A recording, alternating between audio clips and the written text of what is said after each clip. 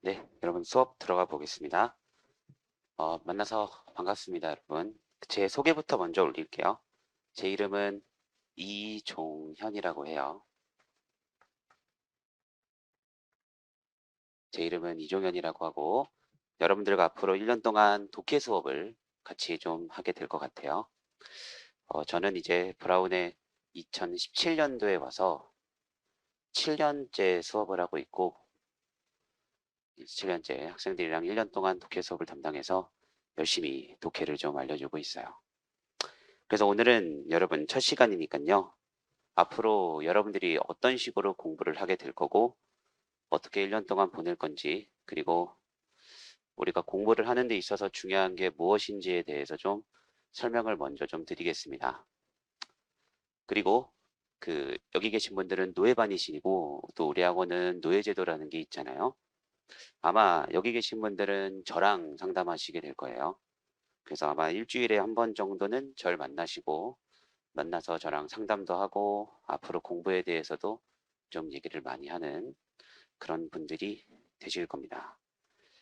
어, 학원에서 우리 최상위권 대학교를 가는 친구들이 거의 대부분 저랑 노예 상담을 했던 친구들이거든요.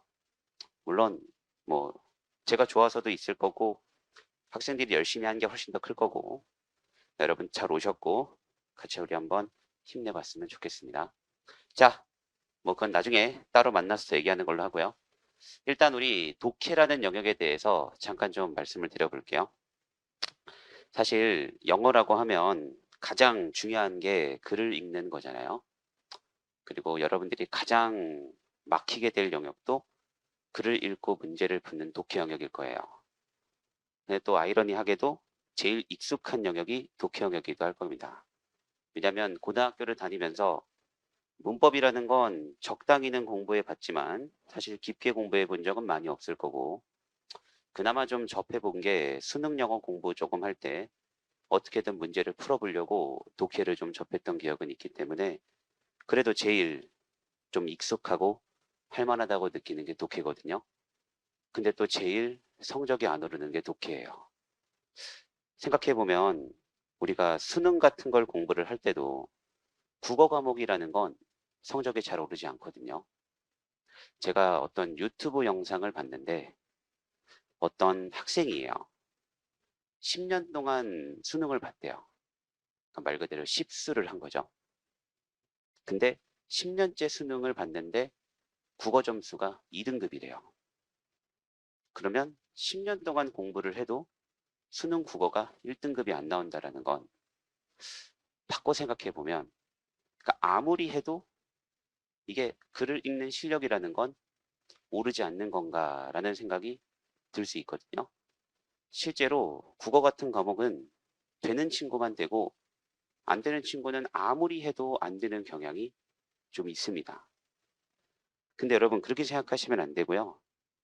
이 철저히 독해라는 영역은요, 방향성의 문제예요. 노력의 문제가 아니고요. 문제풀이의 문제가 아니고 그냥 방향성의 문제입니다. 이 방향이 정확하면요. 사실 하루를 공부해도 올라갈 수 있는 거고요. 방향이 잘못되면요. 10년을 해도 이게 그냥 제자리 걸음일 수 있는 게 사실은 독해 영역이에요. 그래서 여러분들이 이제 오늘 저한테 들으실 얘기들, 그리고 앞으로 들으실 얘기는 제가 장담하고 올바른 방향이 될 거고요. 아마 조금 새로운 얘기들이 많을 겁니다. 제가 기존에 수업하던 그런 영어 수업 방식에 대해서 그렇게 좋아하는 스타일이 아니기 때문에 앞으로 제가 여러분들한테 말씀드릴 영어 수업의 여러 내용들은요, 여러분들이 살면서 들었을 법한 영어 수업에 들었던 내용과는 조금 많이 다를 거예요. 그런 거 자체를 제가 별로 좋아하지 않기 때문에. 근데 제가 장담하고 여러분들이 이걸 받아들일 수만 있다면 그 무엇보다 빠른 속도로 올라갈 수 있다고도 확신하니까요. 오늘 잘 들어주시고 우리 같이 좀 힘내서 공부를 좀 해보는 걸로 하겠습니다. 자, 일단 여러분 우리 간단하게 앞으로의 과정에 대해서 좀 말씀을 드려볼게요. 일단 여러분 우리 1, 2월 달, 2달 동안의 기간은 기초 과정에 대해서 공부를 할 거고, 여러분들 오늘 사신 그 구문책은요, 중급 과정까지 쓸 거예요. 그러니까 4월 달까지 쓸 교재라고 보시면 됩니다. 그래서 1, 2월 달 기간 동안에는 그 책의 절반 정도인 구문 파트 1 부분을 공부를 할 겁니다. 그래서 그 구문 파트 1 부분에서는요. 아주 기본적인 그런 문장 구조 분석에 대한 것부터 시작을 할 겁니다. 그래서 여기 계신 분들 중에는 영어를 조금 공부하셨던 분들도 있고 영어를 살면서 처음 하시는 분들도 있는 걸로 알아요. 베이스가 되게 천차만별인 걸로 알고 있습니다. 저는 1월 달 수업할 때는요. 베이스가 아주 없는 분들을 기준으로 보통 수업을 해요. 왜냐하면 어차피 베이스가 있었던 분들도 많이 까먹었을 확률이 높기 때문에 그냥 처음부터 다진다라고 생각을 하고 따라와 주시면 되고 어차피 새로운 얘기가 많기 때문에 베이스가 있었던 분들도 듣고 있으면 이렇게도 볼 수 있구나라는 게 많을 겁니다. 어쨌든 그래서 아주 기본적인 어떤 그 문장을 구조 분석하는 능력부터 시작해서 우리가 문장을 읽어낼 수 있는 기본적인 것부터 한번 해보도록 할 겁니다. 근데 그 방식이 있죠. 여러분 이런 건 아닐 거예요. 그냥 영어를 한국말로 바꾸는 그런 공부는 아닐 겁니다. 보통 이게 우리가 영어 문장을 해석하는 공부를 한다라고 하면요. 여러분들이 보통 듣게 되는 방식이 뭐냐면 직독직해를 해라. 그래서 보통 여기에 대해서 하는 얘기가 뭐 영어의 어순과 우리말의 어순은 반대이기 때문에 직독직해를 한다는 것이 굉장히 중요하고 그러니까 이렇게 나눠가면서 끊어 읽기를 하는 능력이 굉장히 중요하다라고 들으시잖아요. 여러분들의 발전을 가장 막는 해석 방식이 이 직독직해라는 거예요. 제가 제일 싫어하는 해석 방식이 직독직해예요. 왠 줄 아세요? 일단 첫 번째로 외국에 오래 살다 온 친구들은요. 직독직해를 안 해요. 한국에서 영어를 공부한 친구들만 직독직해를 합니다. 근데 우리가 외국에 오래 살다 온 친구들이랑 영어 승부를 해서 이기기가 너무 어려워요. 그 외국에 오래 살다 온 친구들한테 영어를 딱 읽게 시켜주고 야 이거 무슨 말이야 라고 물으면요. 그 친구들이 하는 약간 재수없는 얘기가 있어요. 이렇게 말을 해요. 야 한국말로는 무슨 말인지 모르겠는데 나는 얘가 이해했어. 너무 재수가 없는데 걔가 저보다 영어를 훨씬 잘 풀어요. 근데 우린 걔를 이기려고 직독직해를 공부합니다. 잘못된 방식이에요. 이건 다름의 문제가 아니라 틀림의 문제예요. 내가 만약에 영어 실력이 공부를 좀 해본 분들 중에 3등급 한 70점 정도 이상을 넘어가지 못했다. 2등급을 넘어서질 못했다. 그 이유의 가장 결정적인 이유가 그 직독직해라는 훌륭한 방식 때문에 그 점수를 넘어서질 못한 겁니다. 이 방식 때문에 여러분들의 그 사고력이 제한돼서 그래요. 제일 싫어하는 방식이 이런 방식이다라고 보시면 돼요. 자, 앞으로 우리는 이 방식이 아닌 이 영어 문장 안에 있는 논리 구조라는 게 무엇인지에 관해서 이해를 해보도록 할 겁니다. 뭔 말인지 쉽죠? 가장 결정적인 차이가 이런 겁니다. 여러분, 한국말을 볼 때 동사를 보세요. 자, 잘 생각해 보세요. 내가 한국말이라는 걸 읽을 때 동사라는 거를 열심히 듣나? 자, 잘 보세요. 이 약은 몸에 여기까지만 쓰면요. 무슨 말인지 잘 모르시겠나요? 동사라는 훌륭한 친구는 여기 써 있거든요. 근데 여러분 여기까지만 보면 뭔 말인지 모르시겠어요? 둘 중 하나 아닌가요? 몸에 좋거나 나쁘거나. 그럼 여러분들은 이미 이거를 안 보고도 얘랑 얘의 관계에 대해 생각을 하고 있네요. 사실 우리는 저 마지막 단어를 잘 듣지 않습니다. 왜냐하면 앞문장이 있기 때문에. 앞에 저 사람이 무슨 말을 했는지에 따라 마지막 단어는 듣지 않고도 앞에 제가 저렇게 말했으니 이 약은 몸에 좋다는 얘기겠네, 나쁘다는 얘기겠네라는 건 이미 판단이 끝나 있거든요. 그러니까 사실 이 마지막 말을 듣지 않아요.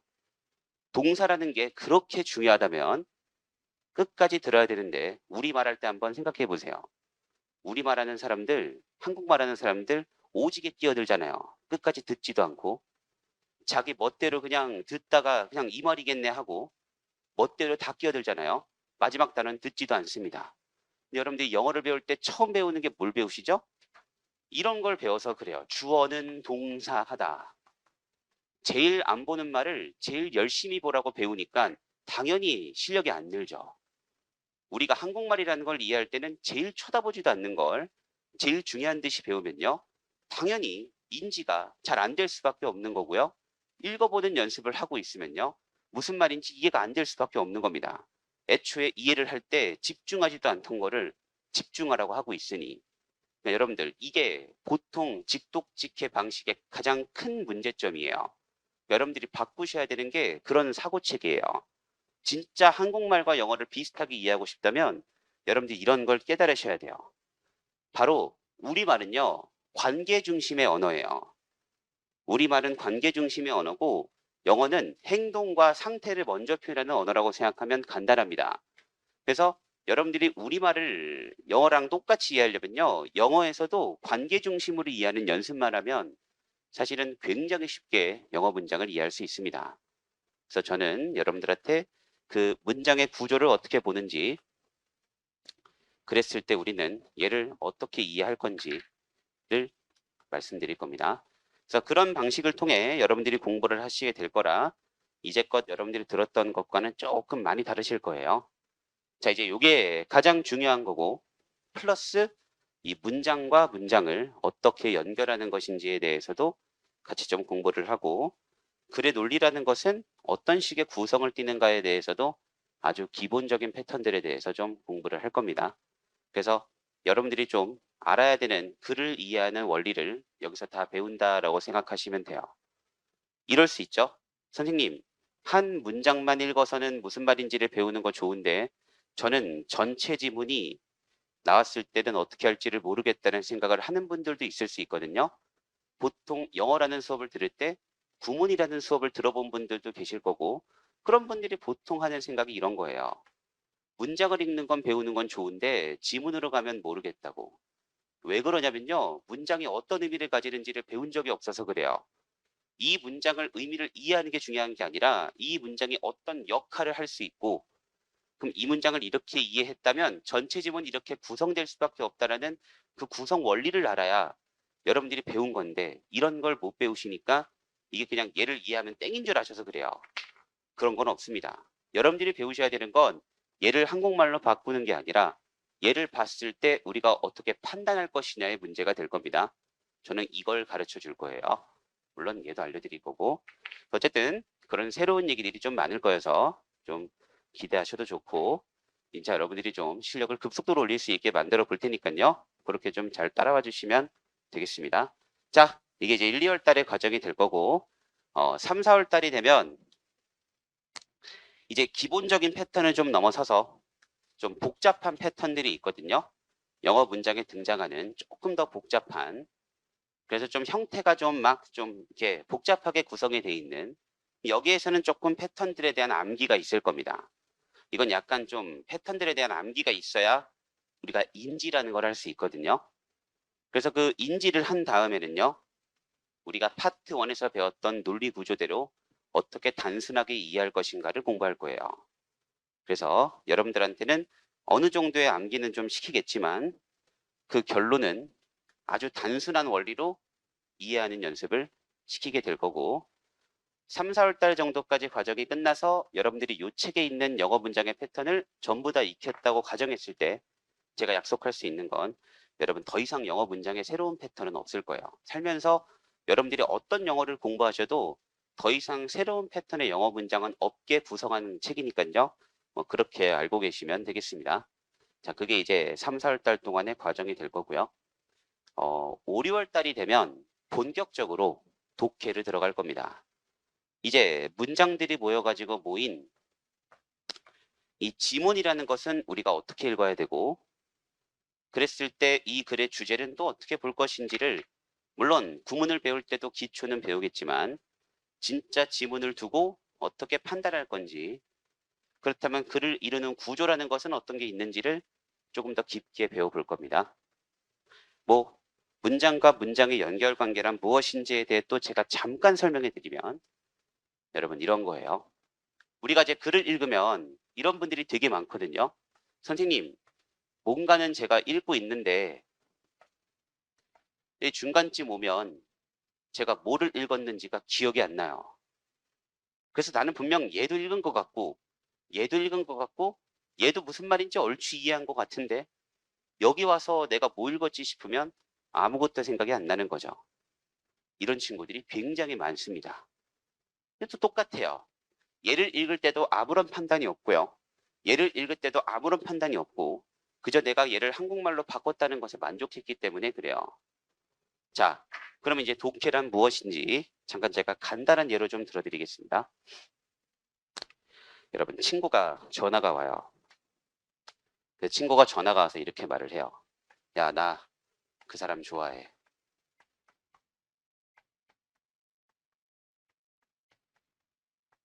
이렇게 말을 해요. 그리고 다음 한마디를 친구가 이렇게 말합니다. 그 사람 착해.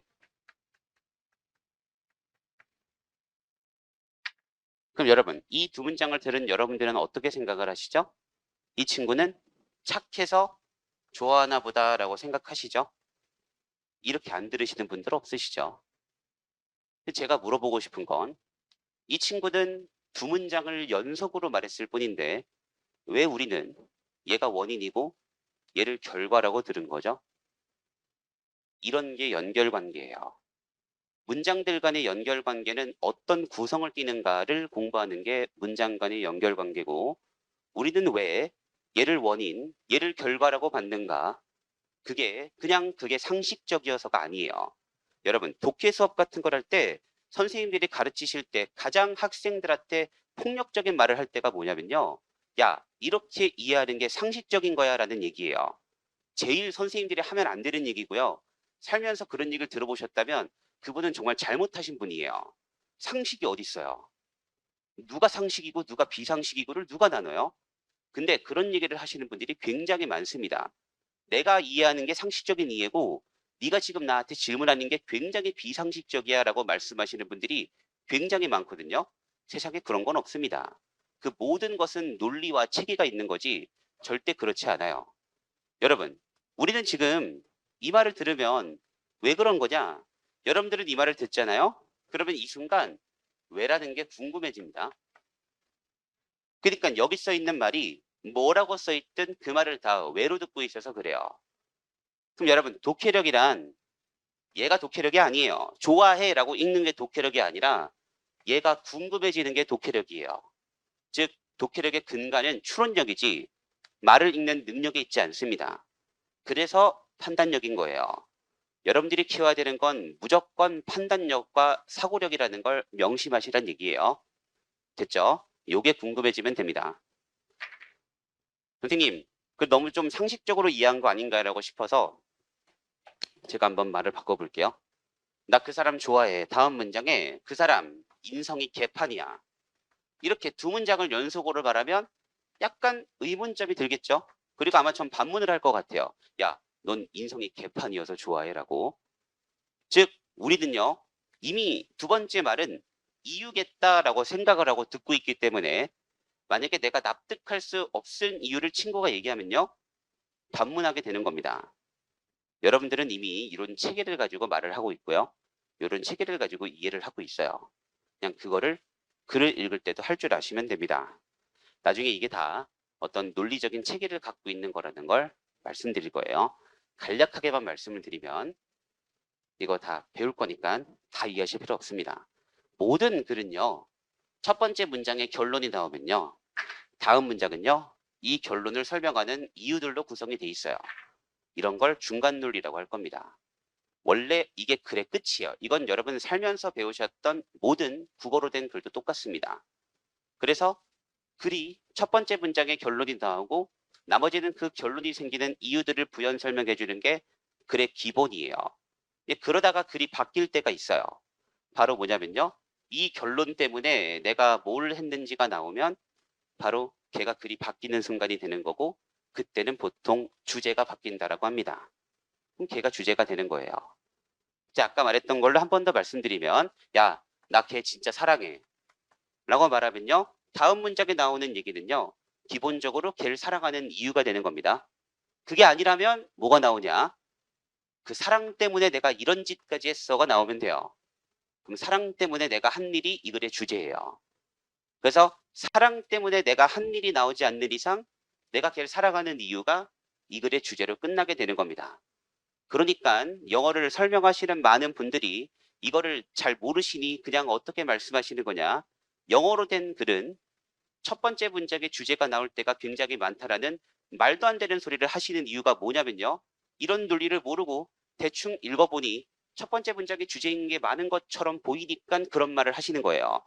그거는 영어여서가 그런 게 아니라 글이 원래 그래요.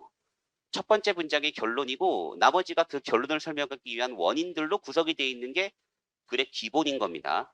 국어나 영어나 똑같습니다.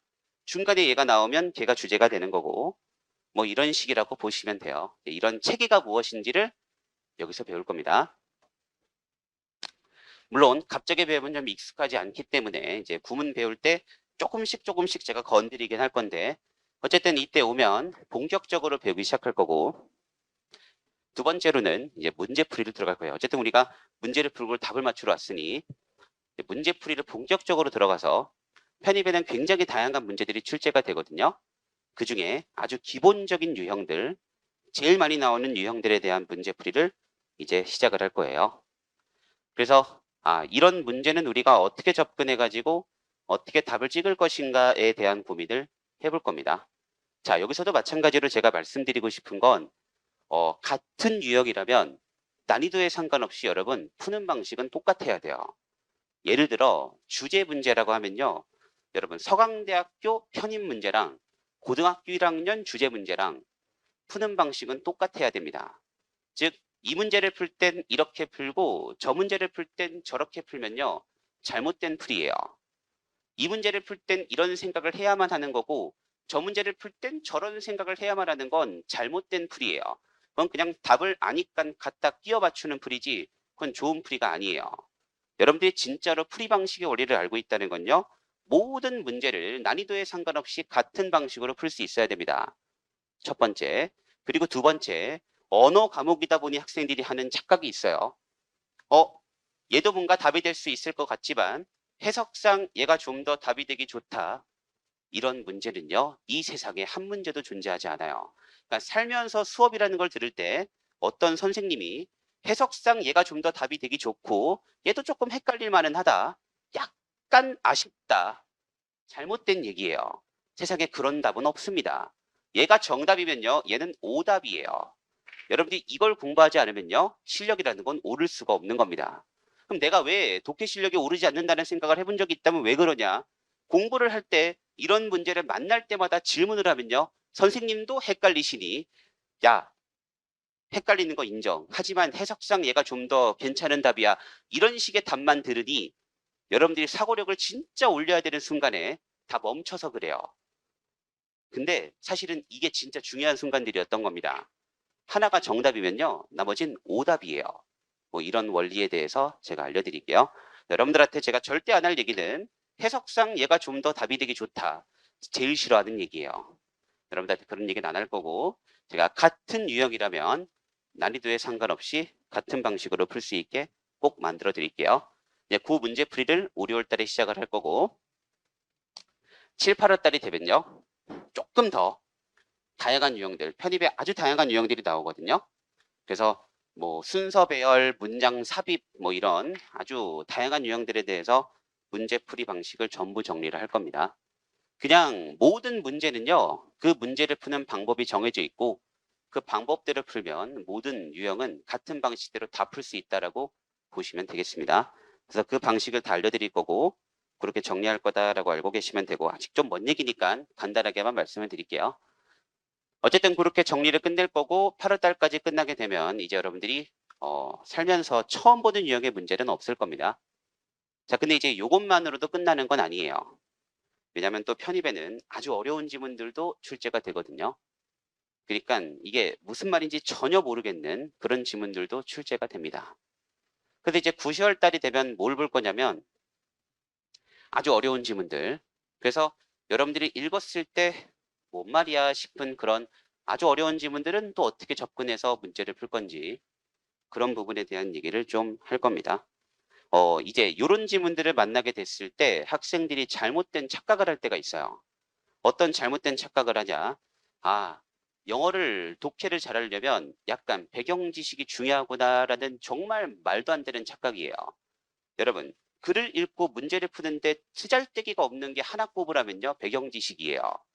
배경 지식은요, 0.00001%도 필요 없습니다. 잊지 마세요. 그러니까 내가 뭔가 지식을 쌓기 위해 뭔가를 공부한다. 아무런 가치가 없는 행동이에요. 이건 다름의 문제가 아니라 틀림의 문제예요. 그냥 잘못된 공부입니다. 여러분, 우리가 지금 여기서 글을 이해하고 학자가 되려고 온 게 아니고요. 글의 논리에 따라 답을 찍으러 온 거기 때문에요. 그걸 풀기 위해서 지식은요, 0.1g도 필요 없습니다. 여러분들한테 제가 그 어떤 지식도 요구하지 않을 거예요. 쓰잘데기 없는 행동이에요. 내가 지식을 알려고 하는 건 뭘 뜻하냐? 그냥 글의 논리를 이해하고 싶지도 않고 대충 답 찍고 싶으니까 공부하는 것밖에 안 돼요. 필요 없습니다. 그러니까 여러분, 그게 아니라 우리가 아주 어려운 지문을 만나도 어떤 식의 논리 체계를 갖고 있으면 그냥 답을 찍을 수 있는지. 여러분, 그리고 지문은 어려울지언정 문제는 쉽습니다. 지문이 어렵다는 게 문제가 어렵다는 걸 뜻하지 않아요. 근데 학생들이 어떤 생각을 갖고 있어서 그러냐? 무슨 지문 내용을 학자 수준으로 완벽히 이해를 해야 풀 수 있는 게 문제라는 잘못된 착각을 해서 문제를 어려워하는 거지.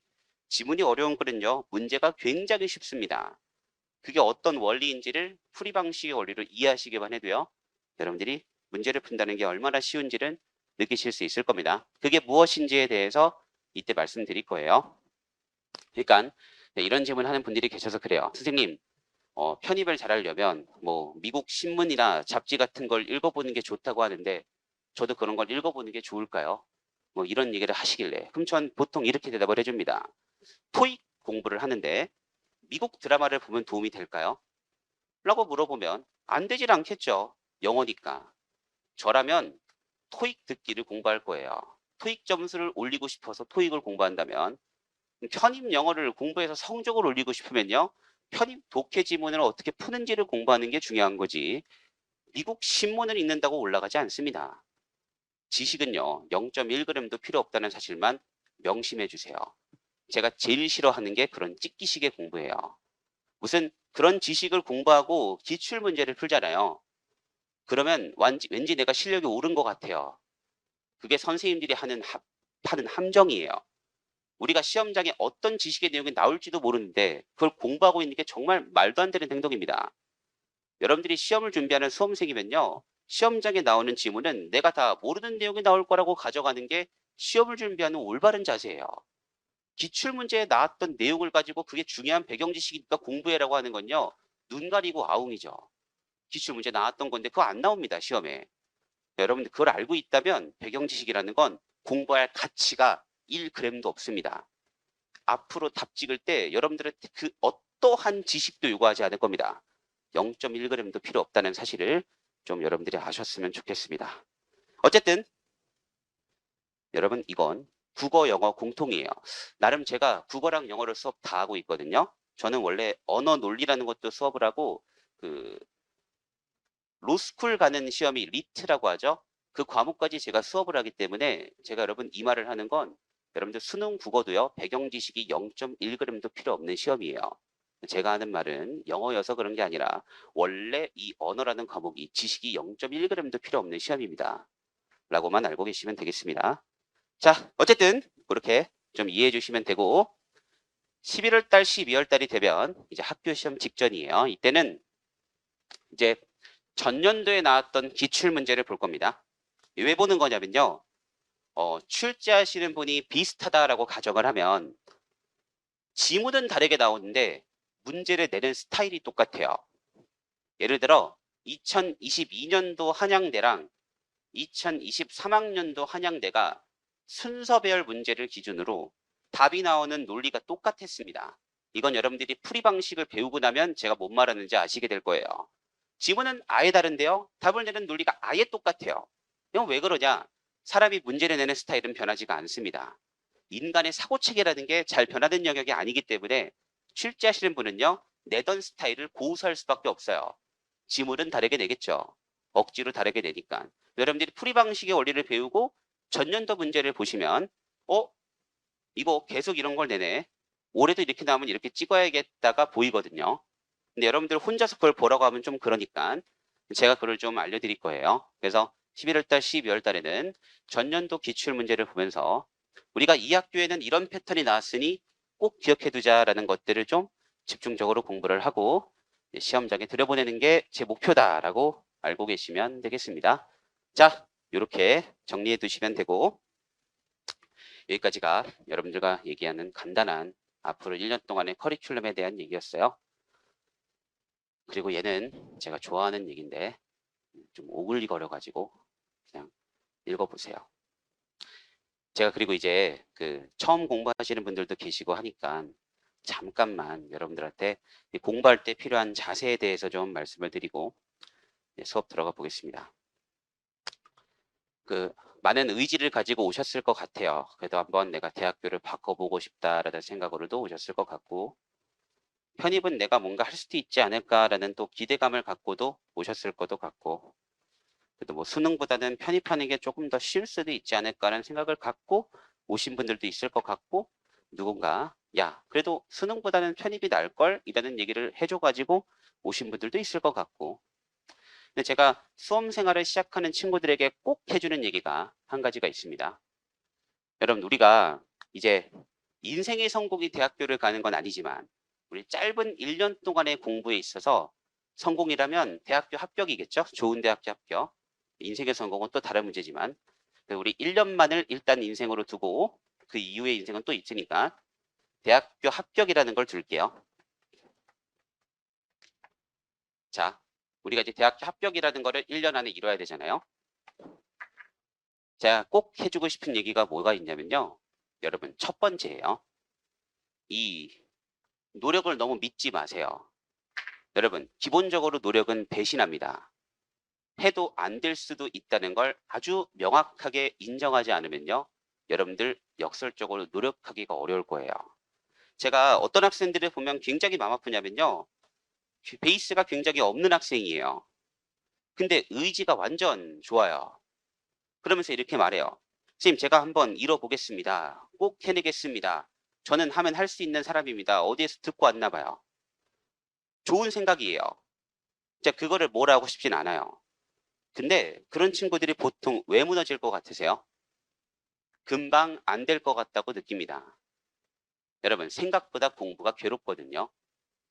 우리 고등학교 3학년 때 교실을 한번 생각을 해보면 물론 정말 좋은 학교를 다니신 분들은 안 그런 학교도 있을 수 있겠지만 우리가 고3 때 교실을 한번 생각을 해보면 고3 9월 달 수능을 2달 앞둔 학교 교실을 한번 생각해 보세요. 그럼 수능이 2달 앞으로 다가왔으니 인생을 걸고 공부해야 되잖아요. 보통 인생을 걸고 공부하지 않습니다. 공부를 한다는 친구도 그냥 하는 거지 그다지 인생을 걸지 않고요. 공부를 안 하는 친구가 훨씬 더 많습니다. 10월 달이 되면요. 더 열심히 해야 되잖아요. 더 하네요. 보통. 더 놀아요. 밖에서나 고3 고생한다 하지 고3 교실은 행복합니다. 그럼 수능 전날은요. 내일이 시험이니까 진짜 인생을 걸고 공부해야 될 것 같은데 수능 전날은요. 북적여요. PC방 가도 고3 학생들밖에 없습니다. 자, 이런 현상이 왜 발생할까요?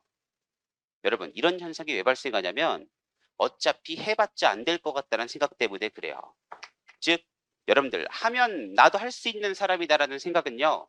보통 나를 가로막는 요인이 됩니다. 왜냐하면 금방 어떤 생각이 드냐면 난 안 될 수도 있을 것 같은데 라고 생각이 들거든요. 즉, 인간은요. 기본적으로 안 될 것 같을 때 안 하고 싶어지게 돼요. 그러면 안 하고 싶어지면 진짜 안 하면 돼요. 문제가 뭐냐면 내가 선택을 한 게 또 아까워서 하는 것도 아니고 안 하는 것도 아닌 상태로 1년을 보내요. 그러니까 약간 좀비처럼 학원에 나오는 거죠.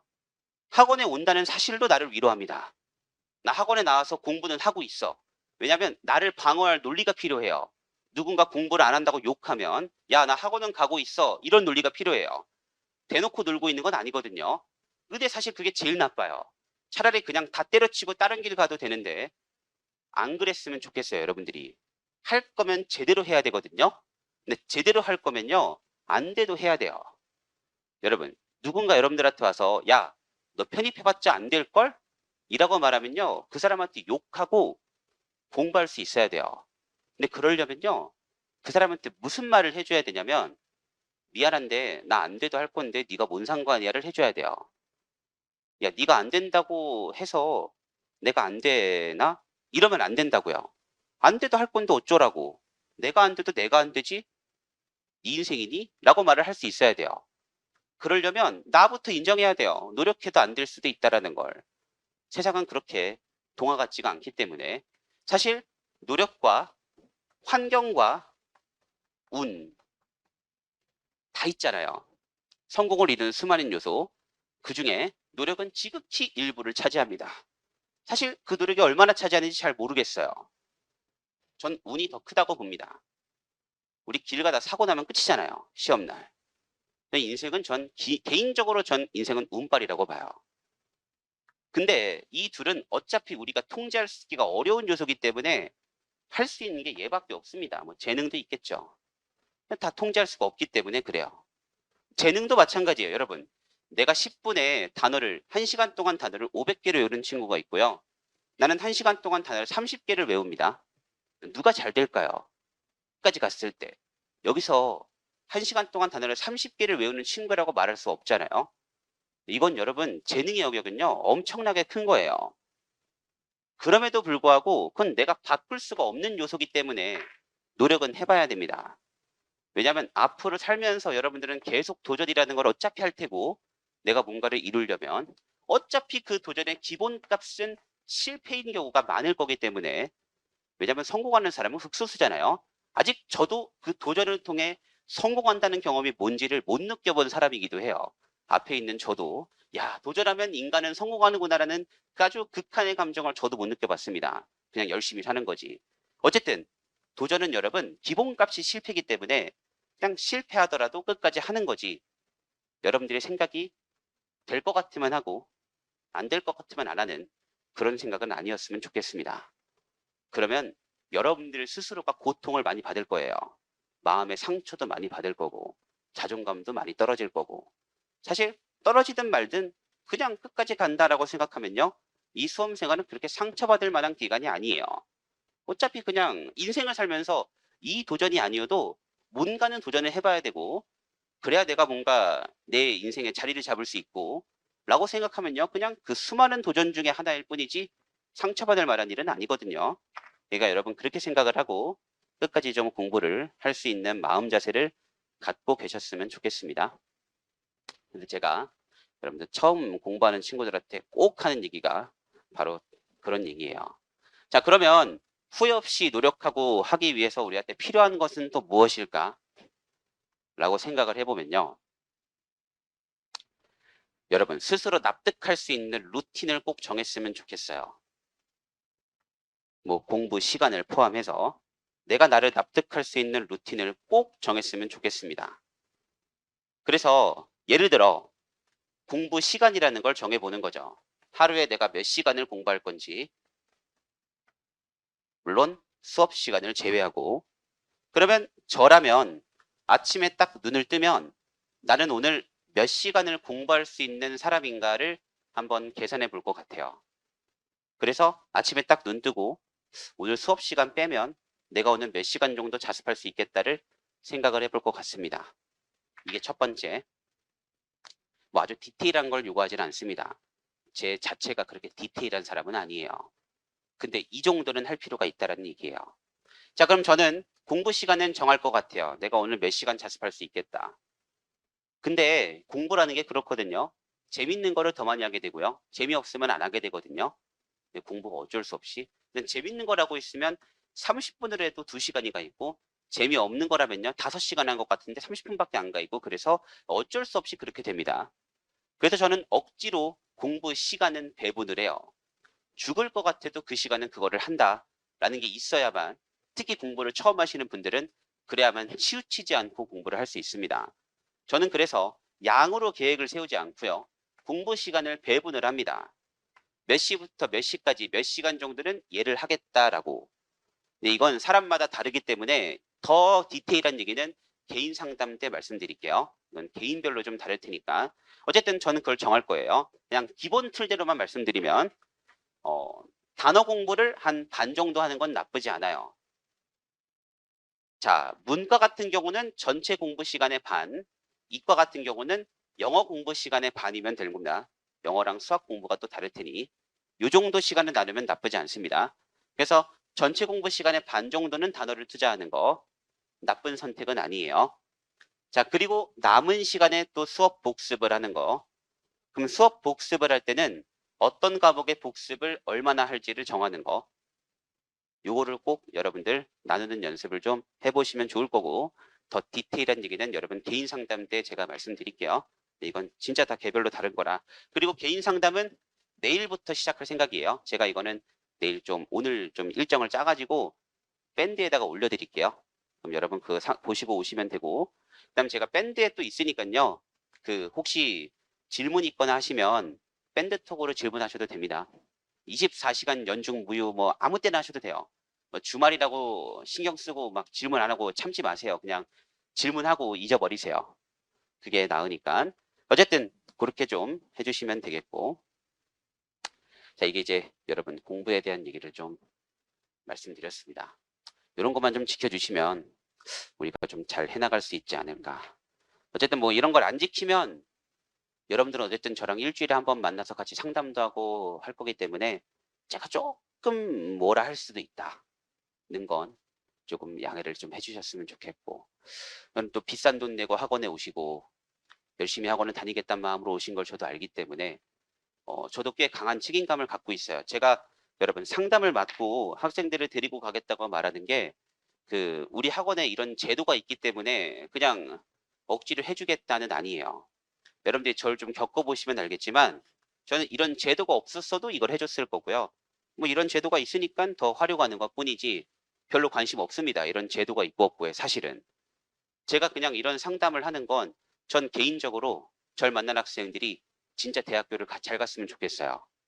왜냐면 제 꿈이 여러분 뭐냐면 저는 모든 입시 영어를 정복하는 게 제 꿈이거든요. 그래서 뭐 편입이든 수능이든 모든 입시 영어를 제가 1등 하는 게 꿈이에요. 저는 그 꿈을 위해서 20대 중반 초반부터죠. 이것만 하고 살고 있어요. 강의만 했어요. 살면서. 다른 건 아무것도 안 해봤습니다. 여행도 한번 안 가봤고. 그래서 지금도 그렇고. 그럼 제가 이렇게 사는 게 제가 그걸 할 수 있는 사람이라고 믿어서냐? 전혀 아니에요. 그런 걸 전 너무 오만한 것 같아요. 내가 되는 사람이다라고 믿는 것 자체가 안 되는 거 알아도 해요. 그냥 하다가 안 될 것 같을 때 그만할 겁니다. 더 이상 못하겠을 때까지 해보고 안 된다 싶을 때 그만할 거고, 뭐 계속 안 된다고 느끼고 있지만 그래도 그 결과가 그리 나쁘지 않아서 계속하고 있습니다. 그러니까 제가 아까도 말씀드렸듯이 저도 한 만큼 성공한다는 개념이 뭔지는 잘 몰라요. 제 도전은 계속 실패였어요. 다만 조금 근사치로 실패하고 있어요. 처음에는 5대 0으로 졌다면 다음번에는 5대 1로 지고 있고 그 다음번에는 5대 2로 졌고 어쨌든 계속 패배해요. 그냥 계속 패배하면 돼요. 생각보다 그 패배가 그렇게 아프지 않습니다. 계속 지다 보면. 그래서 어쨌든 그런 마음을 하고 있고, 그럼 여러분 제가 잘 되려면요. 성공하려면 여러분들이 잘 되는 거 말고는 방법이 없습니다. 하나 더 있죠. 뭐 불법적인 방법이 있겠지만 전 관심이 없거든요. 그러니까 제가 잘 되려면 일단 여러분들이 잘 돼야 돼요. 더 솔직하게 말해서 있죠. 여러분들만 잘 돼야 돼요. 그래야 제가 더 잘 되겠죠. 물론 제 이익을 위해서라기보다는 뭐 그런 것도 있다. 그러니까 여러분들의 인생에는 제 인생이 달려 있다. 이런 무거운 책임감을 좀 가지고, 왜냐면 좀 그렇잖아요. 뭐 제가 되게 이타적인 사람이어서 저는 남을 살아가는 사람이어서 좀 안 믿어지잖아요. 그러니까 좀 믿어보시라고. 여러분들이 잘 되는 거에는 진짜 제 개인적인 이익도 있기 때문에 전 정말 여러분들이 잘 되게 하는 것에 제 인생을 걸어볼 생각이에요. 그래서 전 진짜로 이 상담은 여러분들이 잘 되는 거에 목적을 두고 하는 상담이지 그냥 이런 제도가 있으니까 시키니까 하는 상담은 아니에요. 그러다 보니 여러분들이 제 뜻대로 안 따라줬을 때 조금 뭐라 할 수는 있습니다. 뭐 그렇다고 여러분들이 인신공격을 하진 않으니까 너무 걱정하지 마시고 그냥 그럴 수 있다라는 것 정도만 알아두시면 되고 마음만 잘 먹어주시면 아주 좋을 것 같습니다. 여기까지만 얘기를 하고, 자, 우리 이제 간단하게 좀 앞으로 공부에 대한 얘기를 좀 하고 넘어가는 걸로 할게요. 자, 이제 책으로 잠깐 가보겠습니다.